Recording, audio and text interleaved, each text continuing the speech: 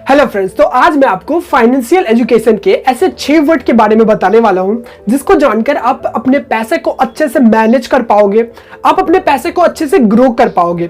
And ये मेरा कहना नहीं है, ये कहना है one of the best book rich dad and poor dad के ऑथर रॉबर्ट कियोसाकी जी का। और उन्होंने ही इस फाइनेंशियल एजुकेशन में इस 6 वर्ड को इंट्रोड्यूस किया था। वो आखिर 6 वर्ड है क्या, तो आज मैं आपको वही बताने वाला हूं। तो वीडियो को पूरा जरूर देखिएगा। तो चलिए बिना वेट किए वीडियो को स्टार्ट करते हैं।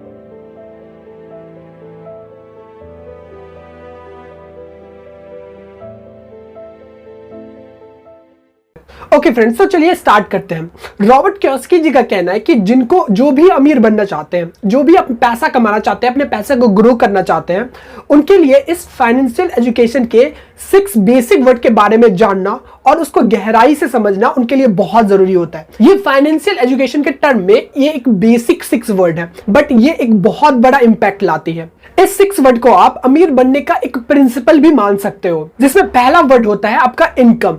इनकम का बेसिक मतलब आपका सोर्स ऑफ इनकम। आपका सोर्स ऑफ इनकम क्या है, यानी आपको जो पैसा है, क्या वो पैसा आपका जॉब से आ रहा है या कोई आपके पास कोई एसेट है एंड उस एसेट से आपको पैसा आ रहा है। तो ये बेसिकली आपका जो जहां से भी पैसा आता है तो वो हो जाता है इनकम, यानी सोर्स ऑफ इनकम। मतलब अगर इसको शॉर्ट में बोलो तो कोई ऐसा पर्टिकुलर चीज जहां से आपको पैसा आता है, जिस सोर्स से आपको पैसा आता है, तो वो हो जाता है इनकम, यानी सोर्स ऑफ इनकम। ओके, ये तो हो गया पहला वर्ड जो कि नॉर्मली सबको पता होता है। एंड दूसरा वर्ड होता है एक्सपेंस। एक्सपेंस का मतलब खर्च। एंड यहां पे मोस्ट इंपॉर्टेंट रॉबर्ट कियोसाकी जी का कहना है कि वो कहते हैं कि आपका जो एक्सपेंस है, यानी आपका जो खर्च है, वो आपके इनकम से हमेशा कम होना चाहिए। ऐसा नहीं कि आप कमाते तो 20,000 हो बट आपका जो खर्च है वो आप 25,000 होता है, वो 30,000 रुपए हो जाता है। तो आपका जो एक्सपेंस है वो आपके इनकम से कम होना चाहिए। यानी अगर आप 20,000, 25,000, 50,000 कमाते हो तो आपका जो एक्सपेंस है वो 40,000, या फिर यदि आप 20,000 कमाते हो तो आपका एक्सपेंस 15,000 होना चाहिए, 18,000, यानी 20,000 से कम होना चाहिए। And most of the people का जो इनकम होता है वो उसके एक्सपेंस से कम होता है, यानी एक्सपेंस उसका ज्यादा होता है, खर्च ज्यादा होता है और इनकम कम होता है। एंड उस एक्सपेंस को मैनेज करने के लिए वो लोन लेते हैं एंड वो बार बार ऐसा करते हैं एंड फिर कर्ज में डूबने लगते हैं। तो आपको हमेशा ये याद रखना है, अगर आप अभी नहीं कमाते एंड इन फ्यूचर में आप कमाने वाले हो, तो आपको ये हमेशा याद रखना है कि आपका जो एक्सपेंस होगा वो आपके इनकम से हमेशा कम होना चाहिए। ओके फ्रेंड्स, तो ये तो हो गया first word and second word, यानी इनकम और expense. And third and fourth word आता है आपका एसेट और liabilities. You know, most of the people को ये पता ही नहीं होता कि एसेट क्या होता है एंड लायबिलिटीज क्या होता है। ज्यादातर लोग एसेट और लायबिलिटीज के बीच फर्क पता ही नहीं कर पाते। तो मैं आपको सबसे पहले एसेट क्या होता है एंड लायबिलिटीज क्या होता है, दोनों का मतलब समझाऊंगा ताकि आप इसके बीच के फर्क को अच्छे से समझ पाओ। तो चलिए मैं आपको सबसे पहले एसेट एंड लायबिलिटीज का सिंपल डेफिनेशन बताता हूं ताकि आप अच्छे से समझ पाओ। ओके, तो एसेट का सिंपली मतलब ये होता है कि ऐसी चीजें, कोई भी चीजें जो आपके जेब में पैसा डाल रही है वो एसेट है। चाहे वो कुछ भी हो, चाहे वो आपका घर हो जिसे आपने रेंट पर दे रखा हो एंड वहां से आपका रेंट आ रहा हो तो वो एसेट है। चाहे आपने कुछ पैसे किसी को उधार दे रहे हैं एंड वहां से आपका इंटरेस्ट आ रहा है तो वो पैसा आपका एसेट है। मतलब कोई भी चीज जो आपके जेब में पैसा डालती है तो वो एसेट हो जाता है। एंड लायबिलिटीज ठीक उसका उल्टा होता है, यानी ऐसी जो भी चीजें होती है जो आपके जेब से पैसा निकालती है उसको लायबिलिटीज कहते हैं।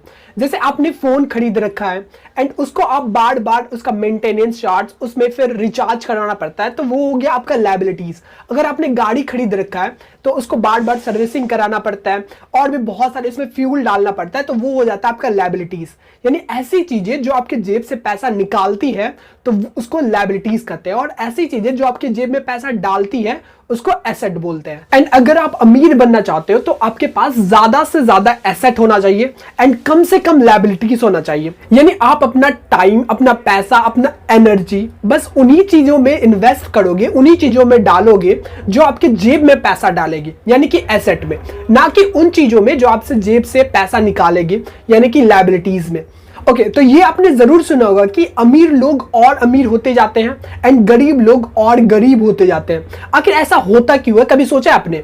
ऐसा सिर्फ इसलिए होता है बिकॉज कि अमीर लोग अपना पैसा, अपना फोकस, अपना टाइम एंड एनर्जी सिर्फ और सिर्फ एसेट में इन्वेस्ट करना चाहते हैं। वो सिर्फ और सिर्फ एसेट में इन्वेस्ट करते हैं। दैट्स वाई कि उनका जो पैसा होता है और बढ़ते जाता है, वो और अमीर होते जाते हैं। एंड गरीब लोग, जिनको ये पता ही नहीं होता कि एसेट और लायबिलिटीज क्या है, वो अनजाने में एंड कभी कभी तो जानबूझकर उनको लायबिलिटीज पर अपना पैसा, अपना टाइम, अपना एनर्जी इन्वेस्ट करना पड़ता है। तो दैट्स वाई कि वो लोग और गरीब होते जाते हैं। यू नो, इन 4 वर्ड के अलावा अब जो मैं आपको बताने वाला हूं, अगर आप उसको समझ गए तो आपकी फाइनेंशियल एजुकेशन की जो बेसिक चीजें हैं उसको आप अच्छे से समझ लोगे। अब तक जो मैंने आपको 4 वर्ड बताए हैं वो बस इसलिए बताया है ताकि आप इस 2 वर्ड को अच्छे से समझ पाओ।